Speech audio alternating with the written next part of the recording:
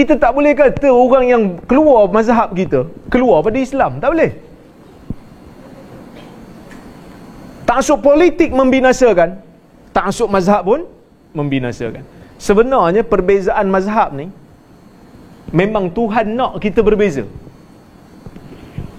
Memang Tuhan nak kita berbeza, kerana dalam Quran, dalam hadis ada perkataan-perkataan yang memang sengaja dijadikan perkataan tu ada banyak makna, supaya orang-orang macam kami ni ada kerja untuk gaji dan semak. Kalau semua clear cut, maka manusia tidak menggunakan akal untuk berfikir. Dan kalau kita semak betul-betul dan kaji betul-betul Quran dan sunnah ni, kalau kita menggunakan akal betul-betul untuk memahami khazanah-khazanah yang ada dalam Quran dan sunnah, kita akan temui banyak sebenarnya benda-benda yang kadang-kadang kita tak terfikir pun, tapi ulama' dulu sebut. Dan kita kata, rahimahumullah, moga Allah merahmati golongan para ulama' yang telah menggunakan akal mereka semaksimal mungkin untuk memahami ayat-ayat Al-Quran. Contoh macam Allah Ta'ala sebut dalam Quran tentang salasata quru. Orang yang diceraikan, yang ada iddah, dia kena beriddah, Tuhan kata salasata quru. Tiga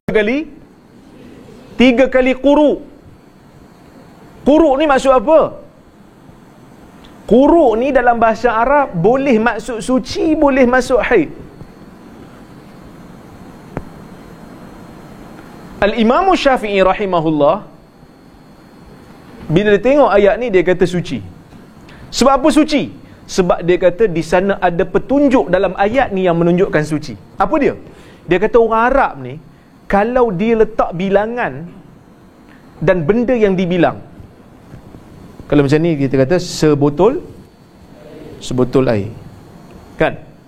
Kalau kereta kita kata dua buah kereta, betul? Arab ni dia beza sikit. Sebab tu susah bahasa Arab ni. Tanya Hafiz, dia tahu. Saya pun masih lagi belajar ilmu bahasa Arab ni, tak habis lagi. Ilmu bahasa Arab ni sangat luas. Sebab tu Quran turun dalam bahasa Arab. Arab ni, bilangan dengan benda yang dibilang tu, dia mesti kontra.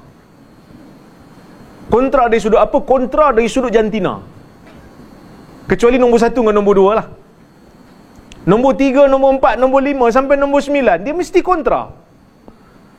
Dan perkataan bahasa Arab ni dia ada lelaki dan perempuan, walaupun dia tidak berjantina.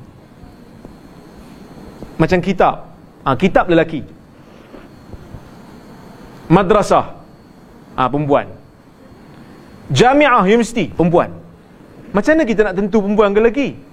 Kena tengoklah ada tamarbutah ke tak ada tamarbutah. Tapi kadang-kadang tak ada tamarbutah pun perempuan juga. Macam Syams, matahari, perempuan. Macam mana nak tahu ni ustaz? Kena masuk belajar bahasa Arab. Sebab kadang-kadang orang tanya, benda yang belajar agama lama sangat sampai 10 tahun ni? Benda-benda ni lah kami belajar. Nak menentukan perkataan tu laki ke perempuan. Sebab dia tak ada jantina kan. Kena tahu orang Arab tengok. Orang Arab guna perkataan ni untuk laki ke perempuan. Anggota badan biasanya perempuan. Jadi Imam Syafi'i kata, perkataan suci dalam bahasa Arab tuhur. Tahara. Tuhur. Tuhur ni laki ke perempuan? Laki. Bila tuhur lelaki, dalam Quran disebut salasata, 3, dan salasah tu perempuan. Maksudnya dia punya yang dibilang tu mesti lelaki. Kalau yang nombor tu perempuan, maksud yang belakang tu mesti lelaki. Kalau yang nombor tu lelaki, yang belakang tu perempuan. Macam mana ni kan? Contoh.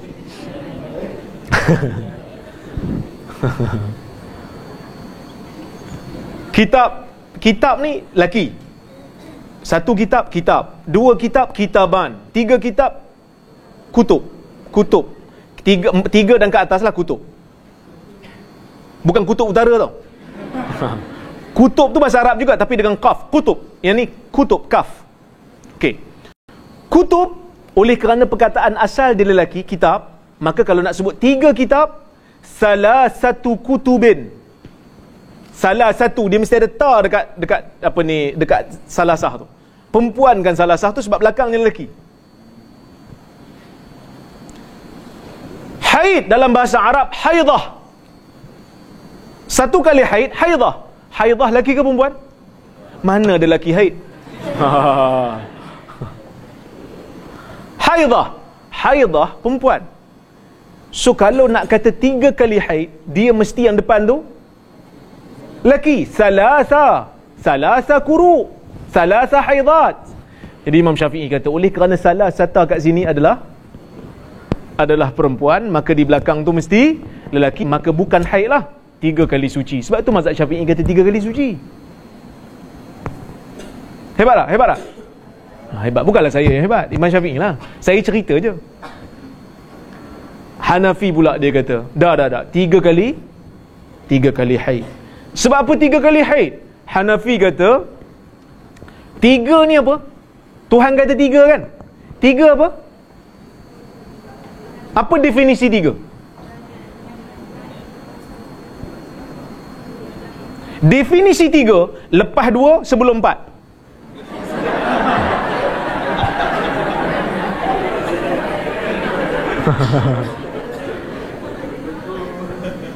Betul tak? Susah dok kita. 3 ni bilangan. Bilangan 2 pun bilangan. Kita nak tahu definisi 3. 3 ni selepas 2 dan sebelum 4. 2,5 bukan 3. 3,5 pun bukan 3. 3 ni betul-betul lepas 2, melepasi nombor 2 dan sebelum sampai nombor 4. Maksudnya sebelum sampai nombor 4 tu 3 tu. Bila Tuhan kata 3 kali, maksudnya 3 lah. Dia bukan 2,5, dia bukan 3,5. Dan orang suami bila nak ceraikan isteri dia, dia mesti ceraikan isteri dia dalam tempoh suci ke haid? Suci. Mesti cerai dalam suci. Dia tak boleh cerai dalam haid. Kalau cerai dalam haid, dia jadi talak bid'ah, talak bid'i. Ni faham ke tak faham ni? Ustaz-ustaz je lah yang faham. Boleh faham Dia kata dulu SPM kami belajar, ustaz jangan buat malu. Baik.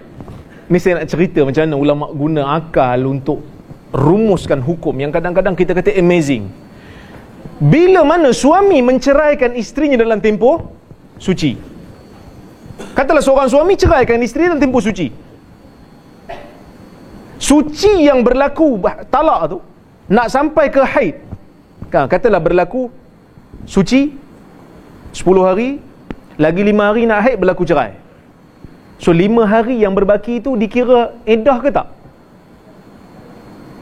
Hanafi kata 5 hari yang berbaki sebelum sampai haid, kalau dikira sebagai iddah, maksudnya satu iddah, lepas tu dia haid, suci 2 iddah, sebab masuk suci balik 2 iddah, haid balik, kemudian habis haid 3 iddah. Yang tu belum 3, tu baru 2,5. Sebab yang awal tu baru 5 hari. Kalau kita buang yang tu, tak kira. Yang ni bukan iddah lagi, kena tunggu haid dulu, lepas tu baru suci balik. Yang tu baru kira 1. Dia kata tak boleh juga, yang tu dah 3 lebih. 3 kali suci dan 5 hari. Maka dia kata kalau kita kira haid lengkap 3, seperti mana definisi 3. Dia bukan 2,5, dia bukan 3,5, dia 3. Saya tak mau bincang lah bab tu dalam-dalam. Ustaz pilih pandangan apa? Saya tak ada haid. Dan saya bukan hakim mahkamah syariah. Yang tu kena tanya hakim mahkamah syariah. Jadi benda-benda enactment ni saya tak mau bincang. Cuma saya nak bagi tahu ada pandangan ulama. Sebab pandangan ulama yang berbeza-beza, sebab memang Tuhan nak bagi kita berbeza, supaya ada keluasan, supaya ada penyelesaian. Maka ketaksuban mazhab fiqh sepatutnya dielakkan.